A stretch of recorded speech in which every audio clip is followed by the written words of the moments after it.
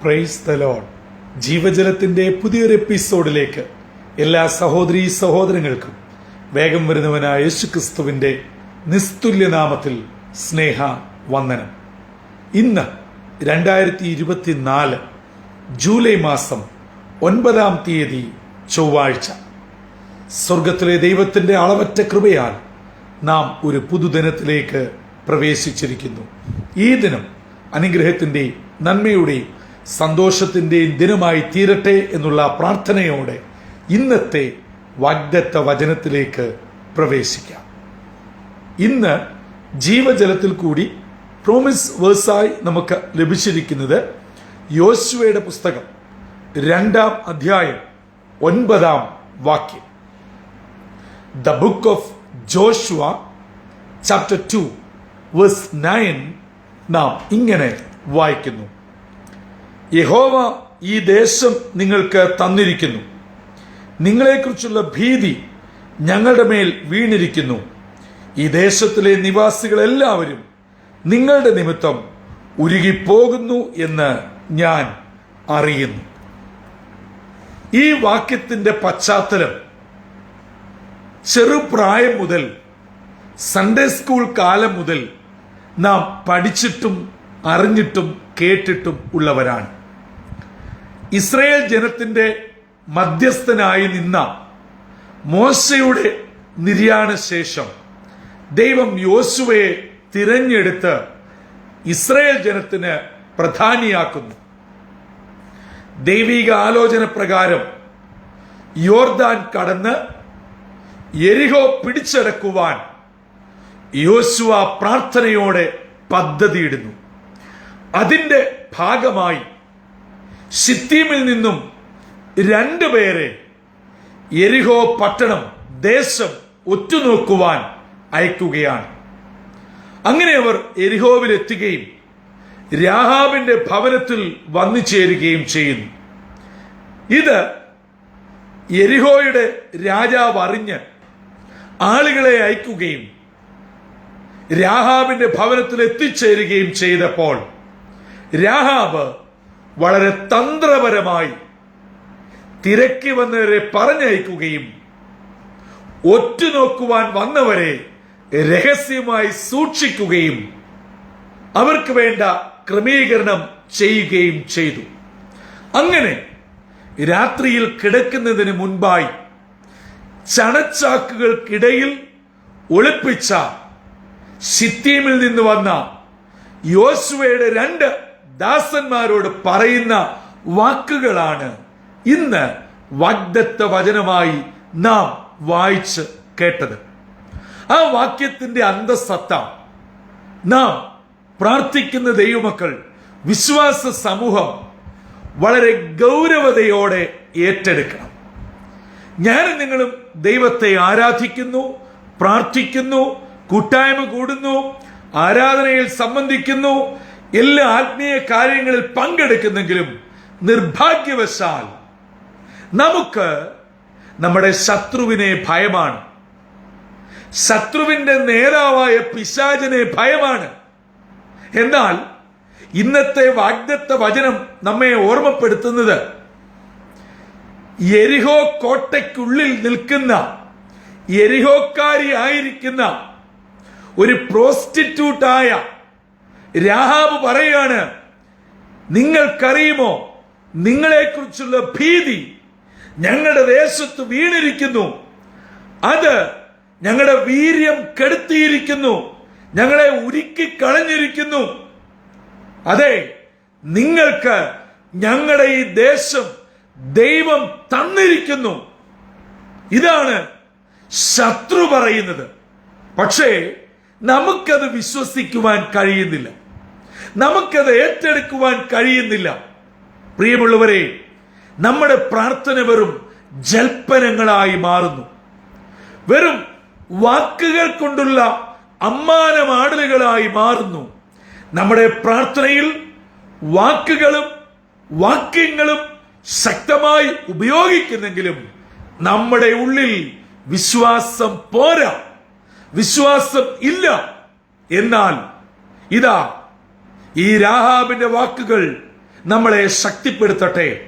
നിങ്ങൾക്കെതിരെ വരുന്ന ശത്രു എത്ര ശക്തനും എത്ര സ്വാധീനമുള്ളവനും എത്ര പ്രബലനുമാണെങ്കിൽ ദൈവത്തിന്റെ കൃപ നിങ്ങളോട് കൂടെയുണ്ടോ? ദൈവിക ആലോചന നിങ്ങളോട് കൂടെയുണ്ടോ? പ്രിയ സഹോദരങ്ങളെ, മാതാപിതാക്കളെ, ദൈവജനമേ, ഒരിഞ്ച് പോലും വിട്ടുകൊടുക്കാതെ, ഒട്ടും ഭയപ്പെടാതെ പ്രാർത്ഥനയോടെ മുന്നേറുക. ശത്രു നമ്മെ വിട്ട് പിന്മാറും. ശത്രു ഭയന്ന് ഓടിയൊളിക്കും.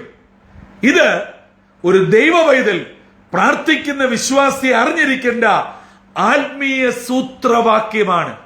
നിർഭാഗ്യവശാൽ അതിന് പകരമായി ഞാനും നിങ്ങളും പലപ്പോഴും ഭയപ്പെട്ട് ഓടിയൊളിക്കുന്നവരാ. എന്നിട്ട് ചില സാമാന്യ വാക്കുകളും ചില പദപ്രയോഗങ്ങളും പറയും. എന്ത് ചെയ്യാനാണ്? എല്ലാത്തിനും ഒരു സമയമുണ്ട്, ദൈവം തരും, വരാനുള്ളത് വഴിയിൽ തങ്ങുകയില്ല എന്നിത്യാദിയുള്ള മൂഢവാക്കുകൾ പറഞ്ഞ് നമ്മുടെ അനുഗ്രഹത്തെ തട്ടിത്തെറിപ്പിക്കുകയാണ്. അല്ല പ്രിയമുള്ളവരെ, ഒരു പ്രാർത്ഥിക്കുന്ന ദൈവവൈതൽ വീറോടെ, ശക്തിയോടെ, വിശ്വാസത്തോടെ, അതിലുപരിയായി ഞാനും നിങ്ങളും ആരാധിക്കുന്ന ദൈവത്തിൽ ശക്തമായ അടിയുറച്ച വിശ്വാസത്തോടും ധൈര്യത്തോടും നിന്നാൽ നമ്മുടെ ശത്രുവിന്റെ അടി പതറും. അവൻ ഭയപ്പെടും, അവൻ നമ്മെ വിട്ട് ഓടിപ്പോകും. വേദപുസ്തകത്തിൽ അനേക ഭക്തന്മാരുടെ അനുഭവം അത് തെളിയിക്കുന്നു. അങ്ങനെയെങ്കിൽ ഈ ചൊവ്വാഴ്ച ദിവസം അതിരാവിലെ പല വിഷയങ്ങളുടെ മുമ്പാകെ പതറി തളർന്ന് ഭാരപ്പെട്ടു നിൽക്കുന്ന വിശ്വാസിയെ, പ്രിയ മാതാവേ, പ്രിയ പിതാവേ, നിങ്ങളുടെ മകന്റെ വിഷയമാണോ? ഒരുപക്ഷെ നിങ്ങൾ നിന്നും കിലോമീറ്ററുകൾ, മൈലുകൾ, കടലുകൾക്കപ്പുറയായിരിക്കാം. ചില നിസ്സഹായ അവസ്ഥയിൽ, നിയമക്കുരുക്കിൽ, വിസ ഇല്ലാതെ, ജോലിയില്ലാതെ, ചില പ്രതികൂലത്തിലാണോ? അല്ല, സാമ്പത്തിക ബാധ്യതയാണോ? കുടുംബ ജീവിത തകർച്ചയാണോ? ഭവനമണിയുടെ വിഷയങ്ങളാണോ? ആരോഗ്യ പ്രയാസങ്ങളാണോ? ലോൺ സംബന്ധമായ ബാങ്കിന്റെ ചില നിയമ ഇടപാടുകളാണോ? വിദ്യാഭ്യാസ സംബന്ധമായ വിഷയങ്ങളാണോ? ജോലി ലഭിക്കേണ്ട ആവശ്യകതയാണോ? കുഞ്ഞുങ്ങളുടെ വിവാഹം, കുടുംബജീവിതത്തിൽ പ്രവേശിച്ചിട്ട് വർഷങ്ങളായി തലമുറയില്ലാത്ത സങ്കടം, എന്താണ് നിങ്ങളുടെ പ്രശ്നം? ആ പ്രശ്നത്തെ പർവ്വതീകരിക്കാതെ, പ്രശ്നത്തിന്റെ മുമ്പിൽ പതറി വീഴാതെ, പ്രശ്നത്തിന്റെ മുകളിൽ അതിനെയെല്ലാം അടക്കി വാഴുന്ന സ്വർഗത്തിലെ ദൈവത്തിൽ വിശ്വസിച്ച് പ്രാർത്ഥനയോടെ മുൻപോട്ട് പോയാൽ, ഇതാ എരിഹോ കോട്ടയ്ക്കകത്തുള്ളിൽ തങ്ങളുടെ പരാജയം മണക്കുന്ന ഒരുപറ്റം ജനതയുടെ വാക്ക് ഒരു സ്ത്രീയിൽ കൂടെ പുറത്തു വരുന്നു. അങ്ങനെയെങ്കിൽ വിജയം ആർക്കാണ്? ദൈവമക്കളെ, പ്രാർത്ഥിക്കുന്ന നമുക്കാണ്, നിങ്ങൾക്കാണ്. ഉപവസിക്കുന്ന അമ്മയെ, ദൈവസന്നിധിയിൽ മുഴങ്കാലമടക്കുന്ന പിതാവേ, നിങ്ങളുടെ പ്രാർത്ഥന വെറുതെയാവുകയില്ല. നിങ്ങളുടെ കണ്ണുനീര് ഒരിക്കലും നിഷ്ഫലമാകുകയില്ല. നിങ്ങൾ ദൈവനാമത്തിൽ കൊടുത്തത്, ചെയ്തത്, ഓടിയത്, അധ്വാനിച്ചത്, ഭവനം വിട്ടുകൊടുത്തു, വാഹനം വിട്ടുകൊടുത്തു, പണം, ദശാംശം, സമയം, കഴിവ്, ഭക്ഷണം, ദൈവനാമത്തിൽ ദൈവമക്കളെ, സഭയെ, കൂട്ടായ്മയെ ഒക്കെ നിങ്ങളുടെ ഇല്ലായ്മയിൽ കരുതിയത് നിശ്ചയമായും തമ്പുരാൻ കണക്കിടുക തന്നെ ചെയ്യും. വിജയം ഇവയൊക്കെ ചെയ്തത് കൊണ്ടല്ല, മറിച്ച് തമ്പുരാൻ ആരുടെയും കടക്കാരനല്ലാത്തതിനാൽ നിങ്ങളുടെ പ്രാർത്ഥനയ്ക്ക് മറുപടിയുണ്ട് നിശ്ചയം. അതുകൊണ്ട് ശത്രുവിനെ കണ്ട് ഭയക്കുന്നവരല്ല നാം. ശത്രു പ്രാർത്ഥിക്കുന്ന നമ്മെ കണ്ട് ഭയന്ന് അവരുടെ ധൈര്യം ക്ഷയിച്ച് കീഴ്പ്പെടുന്നവരായി തീരും. അങ്ങനെ ഇന്നത്തെ ദിനം വിടുതലിന്റെയും അനുഗ്രഹത്തിന്റെയും നന്മയുടെയും ദിനമായി നിങ്ങൾ കാൽ വെക്കുന്ന എല്ലാ മേഖലകളും ദൈവത്താൽ അനുഗ്രഹിക്കപ്പെടട്ടെ. വിജയം തമ്പുരാൻ നൽകട്ടെ. പുതുവഴികളെ കർത്താവ് തുറക്കട്ടെ. വിജയം സുനിശ്ചയമാണ്. പ്രാർത്ഥനയോടെ മുന്നേറാം. ഇന്നത്തെ വാഗ്ദത്ത വചനം നിങ്ങളുടെ പ്രശ്നങ്ങളെ നോക്കി, നിങ്ങൾ ഭയക്കുന്ന ആളിനെ, വിഷയത്തെ, നിങ്ങളുടെ പ്രതികൂല അവസ്ഥയെ നോക്കി ആവർത്തിച്ചു വായിക്കുക.